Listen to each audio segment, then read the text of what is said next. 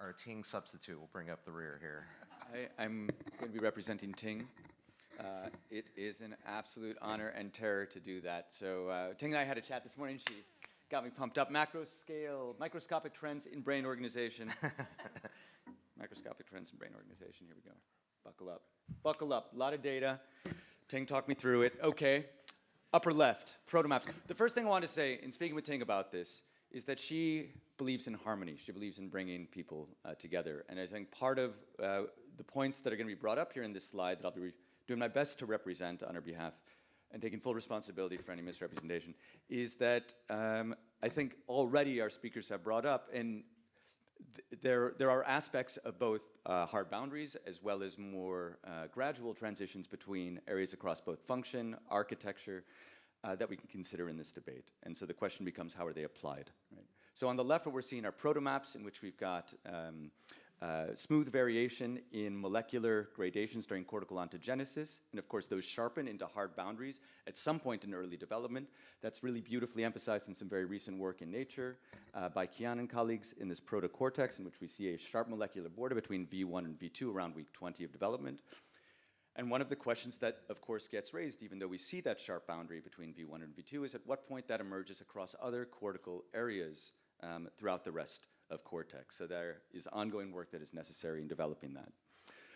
In terms of function, we can, of course, talk about specificity of function within areas. We can also talk about variation dynamically across different states, what different neurons within an area might be doing, and how we can represent those continuous patterns and what the right maps to represent those functions may be. So in this case, in the example shown in the middle, looking at areal boundary definition, we have two different categories here of polar angle being one and eccentricity being another. And there are numerous others that can be used. This is really just harping back to a point that's already come up in the discussion today. And then finally on the right, in work from Alex Cohen from around 2008, if I remember correctly, really a beautiful method to differentiate connectivity across the cortex based on shifts in connectivity pattern. And the point that I think Ting rightly wants to emphasize here is that if you look at the arrows in the bottom panel, part B here on the right, there's a different degree of transition that occurs within different portions around the angular gyrus. So that we're not seeing the same consistency of sharp boundaries, but there is variation in the degree of change. And this allows us to form a hierarchy of connectivity and connectivity transitions within the cortex. So simply, again, it's not about one being right and the other being wrong, but allowing for, if you will, shades of gray, thank you, or conceptual gradients. Okay, we're doing it. Up next, Ting, nice shout out to some work from Hutenberg et al. 2018. And what we're really getting at here is spatial scales. Again, it's come up before whether we're calling this, Nicola?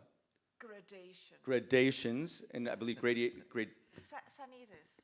Yeah, exactly. Yeah, and also some other work, exactly, looking at stepwise, stepwise laminar differentiation, right?